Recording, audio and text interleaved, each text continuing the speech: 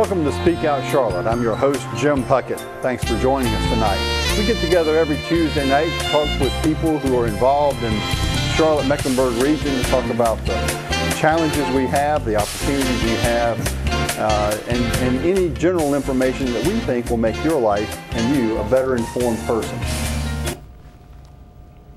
Welcome to Speak Out Charlotte. Your regular host Jim Puckett is traveling, and I'm Wayne Powers, and with you for the next half hour. And I'm excited to sit down and chat with an old friend and someone who you know, a regular visitor here to Speak Out Charlotte, North Carolina Senator Robert Rucho. Welcome, Wayne. Good to be with you. Thank you.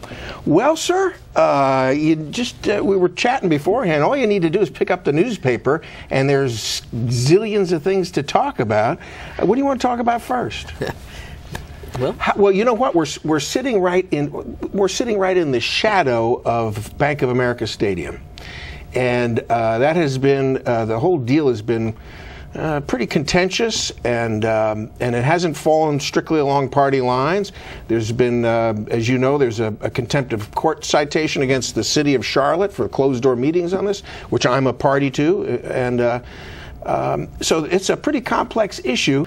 Recently, the Senate, you guys passed an agreement where you gave permission to the city of Charlotte to take money that was earmarked for the CRVA, for the convention center, and you wouldn't give them permission to raise taxes, and Governor McCrory as well was not going to be a party to raising taxes, but money that was already raised through taxes in this little pot of money to maintain and the convention center and other facilities is going to be drawn upon to give money to Panther Stadium. And you guys gave permission for them to sort of raid that fund. I'd like to, I disagree with you on that, and I hate to start our conversation with something we disagree about because we agree about so much. But I want to have a conversation with you about it and get your side of it and have you listen to my side, and then we'll move on to other stuff. Can we? Sure, absolutely. The point was when we were approached about the issue dealing with the Panther Stadium and upgrading it, like any building, it needs to be upgraded. 10, 15 years in, if you don't fix it, it becomes less than attractive or efficient. But in our case, the General Assembly was asked to provide 1% increase in the food and beverage tax, which would have generated about $1 billion, which was significant compared to what they were talking about $144 million. Right. And so at that point, we recognized there was no way, with or without a referendum, was the General Assembly going to authorize an increase in taxes. And this was pretty much bipartisan there. This originated in the House with Ruth Samuelson and Bill Brawley and Speaker Tillis, and then came over to the Senate. And when we passed it, I had spoken with our members and explained to them that this did not increase taxes. What it did is gave them the flexibility to utilize that revenue stream as they would need to handle a professional stadium, athletic stadium, and or amateur athletics, both of which could be considered economic development in some manner. I would have to say to you, we've seen a lot of economic impact studies prior to the team being here. Right. Whether they talked about the Panthers way back when, or the Bobcats, or the Hornets, and or NASCAR. Right. And all of these studies come in and they say how great they're going to do. They're usually done by John Connaughton. Well, yeah, and not always as accurate as you would hope. Yes. I will say to you, the economic impact study of seeing what the Panthers have actually delivered with payroll and sales tax and everything is a sure deal. And we're not saying it's good or bad. All we're saying is we provided the flexibility, and if the city feels that it is, then they do have the authority to do so.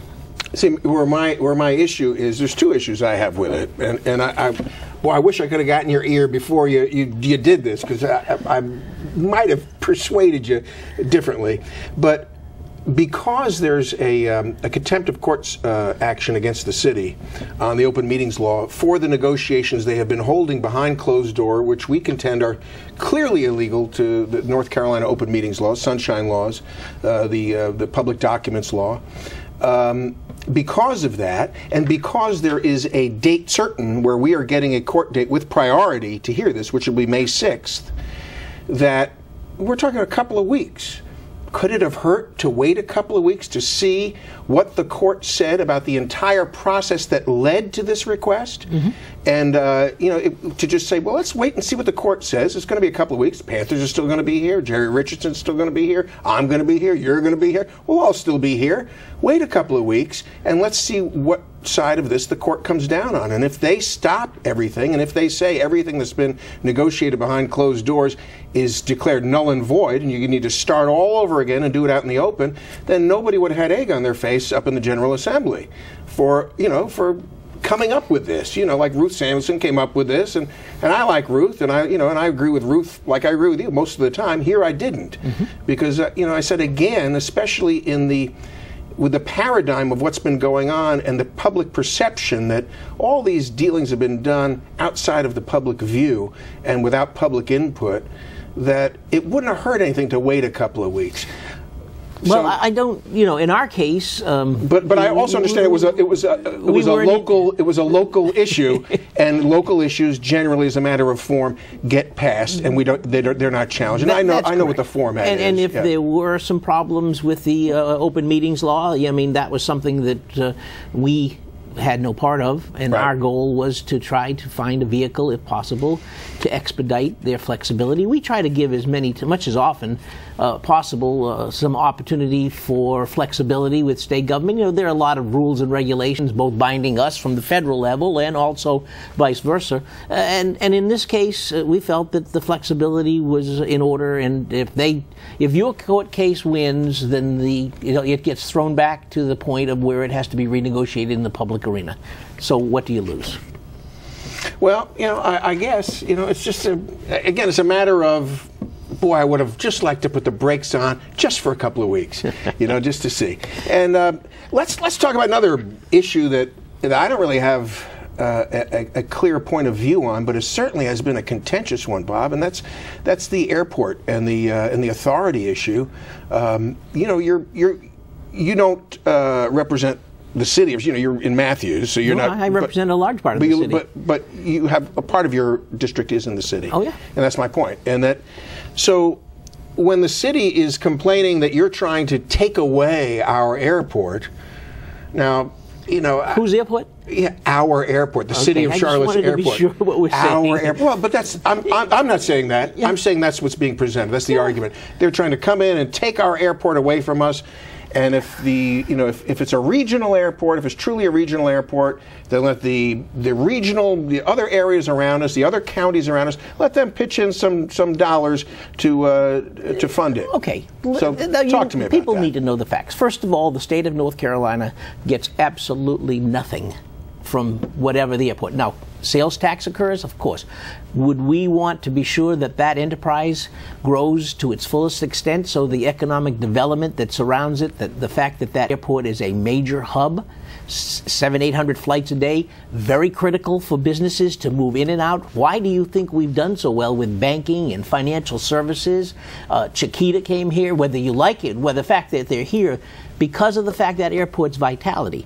You look back, Wayne, you look back to the point where you talked about Harvey Gantt, Vinroot, McCrory, Myrick, all of those mayors. Never once did they interfere with the operation of that airport. Correct. This administration all of a sudden decided that they have the expertise and decided they're going to start to tell the airport director and his staff, who are airport professionals, we're going to tell you how to operate that thing. So you're talking about the police issue? Well, that's primarily? one. That was one? Parking, another. Right. IT services being used to draw the money down out of the airport to pay for whatever level of IT services may or may not be totally set up with the airport. Who's to say they're not using that money to subsidize city activities, which is against the law? Right, because the airport money has to stay with the airport by law. The airport is totally self-sufficient. Charlotte puts no money into it. As a matter of fact, the bonds, which were very contentious, clearly says that the city of Charlotte cannot use its taxing authority, nor can they pay for the principal, the interest, or the premiums, or any default of those bonds with any city assets or city dollars.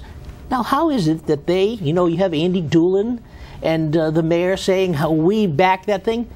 The airport is self-sufficient. The airport bonds are paid for by revenues, and the ultimate guarantor are the airlines. They are on the hook for everything. Right. Okay? So in reality, yes, it has been great. We look at regionalization on whether you're talking about water and sewer, transportation. This is a key component. Now put in the intermodal park. That is going to be a huge economic plus for the city, for the region, for the state. Right. That is going to be an inland port for the entire East Coast. Everything coming from Charleston, Savannah, and Norfolk ends in Charlotte and will be dispersed to the East Coast. You want to have professionals, people that understand aviation, logistics, bonding, attorneys, whatever, on that authority, rather than a group of city council people who really don't have very much business sense. No, they don't. Okay, Very few of them are in private business. And nor do you have a city assistant city manager with the knowledge and expertise to even think about oversight. So all I'm saying to you is you would want to have the finest people to get the biggest economic boom that can come from both the airport and the intermodal park.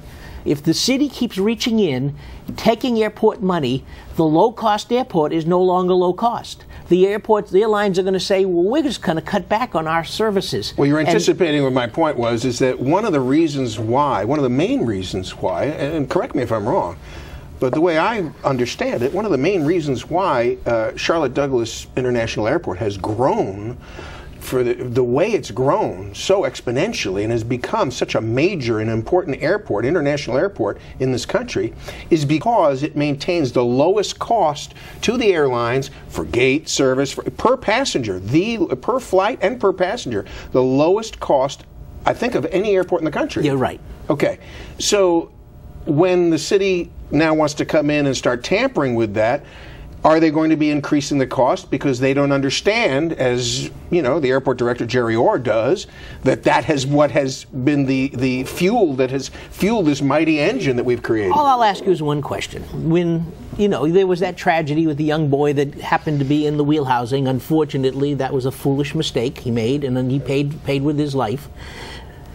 The security of the airport was very sound, and yet when all of a sudden it just happened, Wayne, which I kind of find interesting. There was a 3-year grant to hire, I think, 30 to 40 police officers for the city of Charlotte for about $5.3 million. Mm-hmm. And then that expired on January. That was a federal grant. That was a federal stimulus grant. Right. And then I assume those officers were performing duties for the city of Charlotte for police services.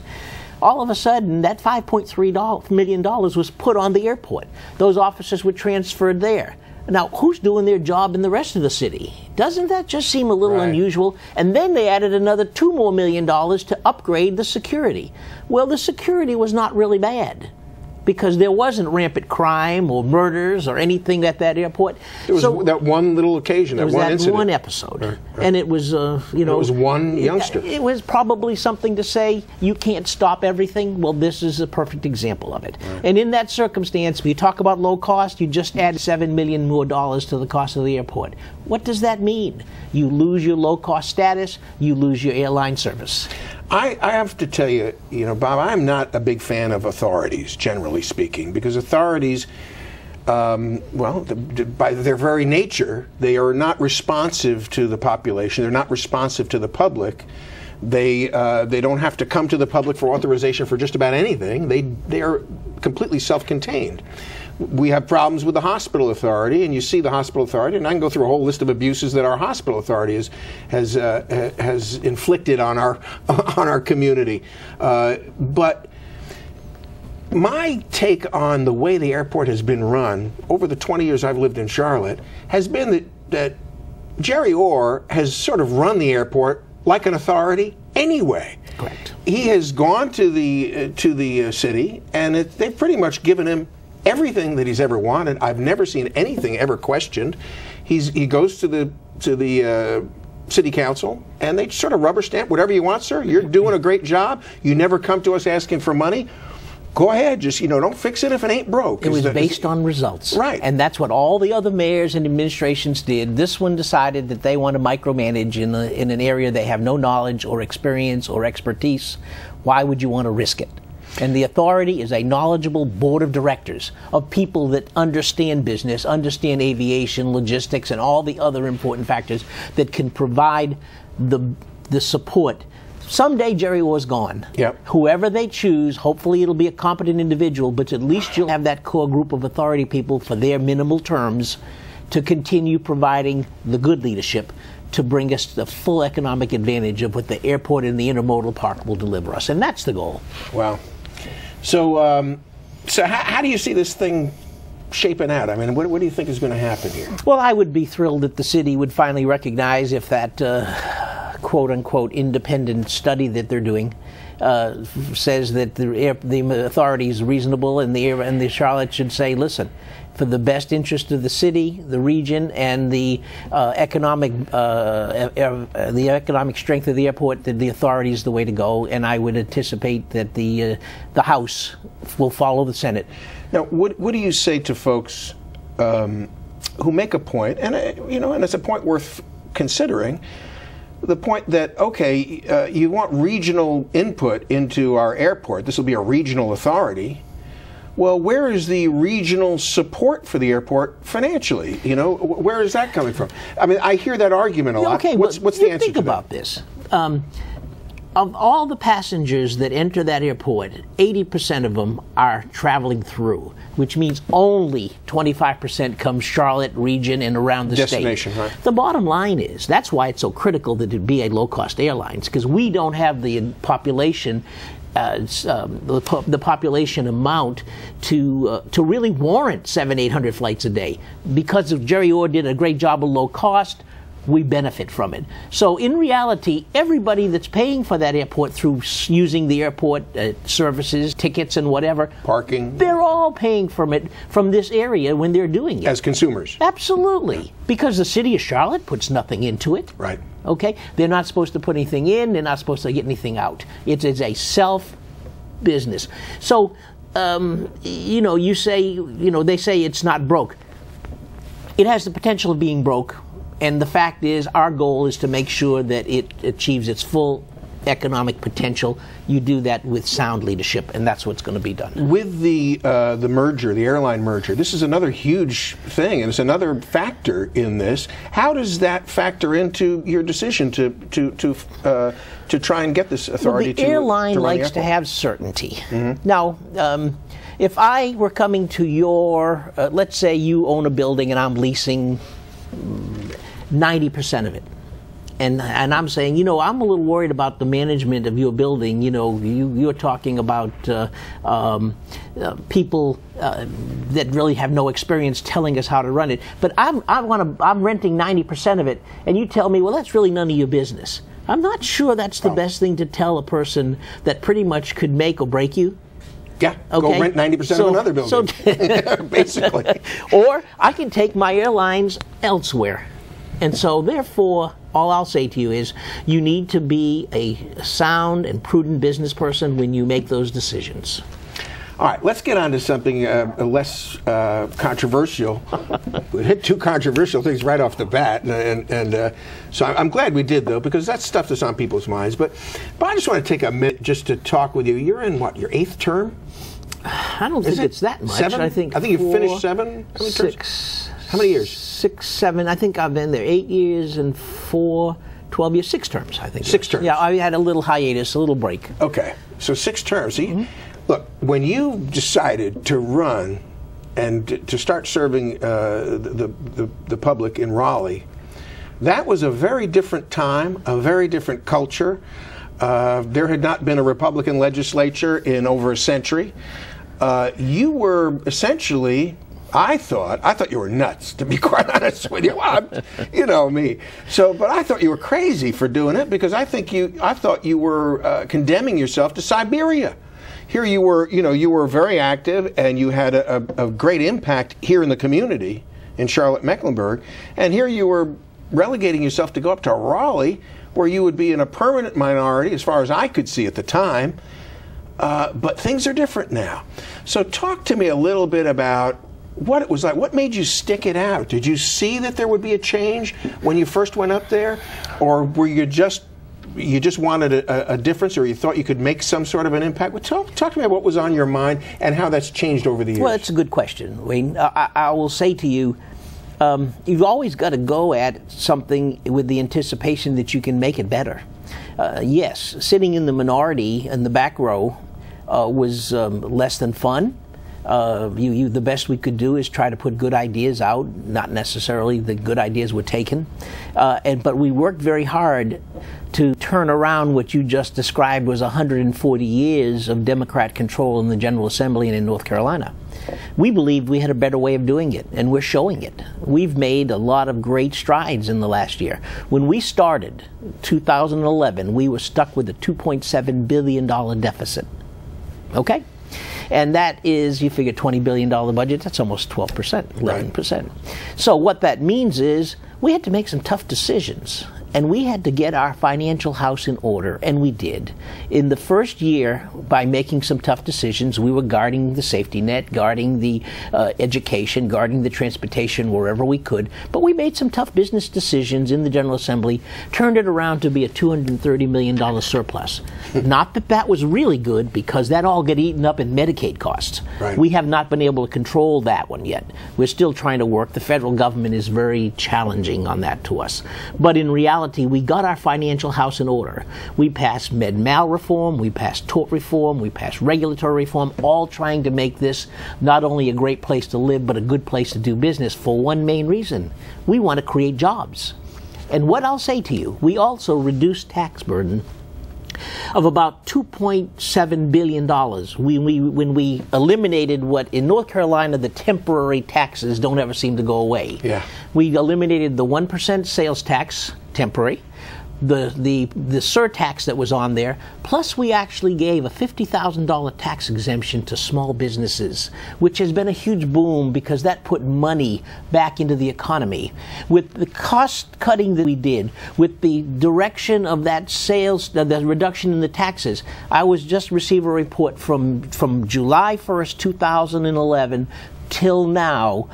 When that tax went into place, we created 179,000 new private sector jobs. Wow. Okay? Now, you think of what it cost McCrory with $93 million to bring 2,600 jobs here. We didn't pay anybody to build those jobs except the people that are here with tax cuts. So what that means is our next step, and this is going to be, you talk about controversial, we're going to make it a little bit more controversial, with tax reform. Yeah. And we're excited about this because we believe, and we look at models like Texas with a zero personal income tax. We are excited about the fact of putting North Carolina on the transition pathway to make personal income tax zero.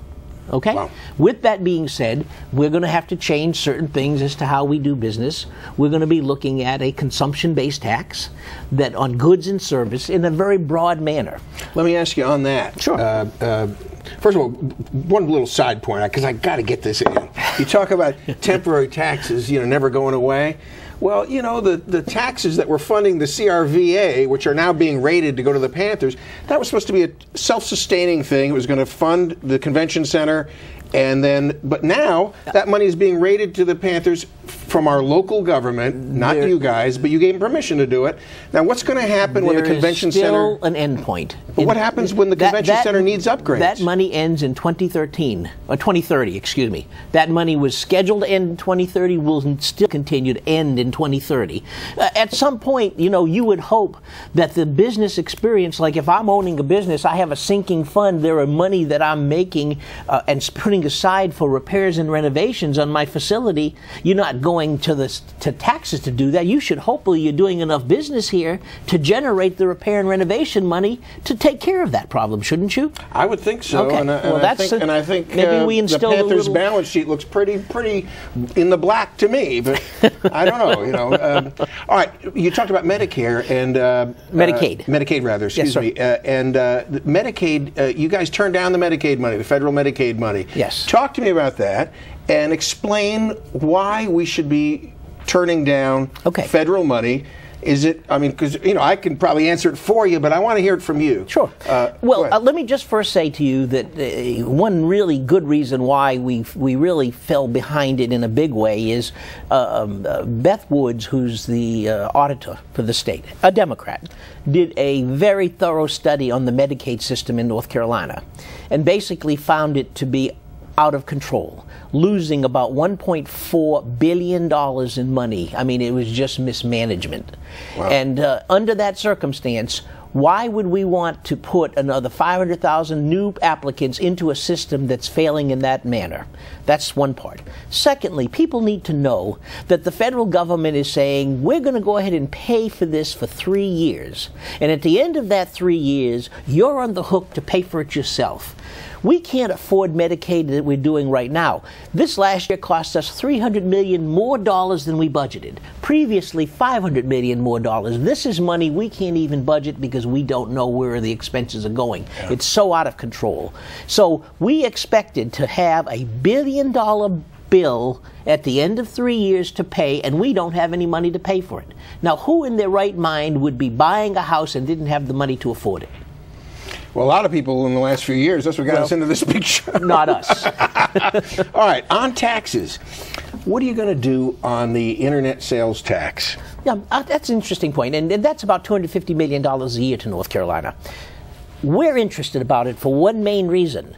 A sales tax that someone from Maine sells in North Carolina, people buy their goods, will be not taxed.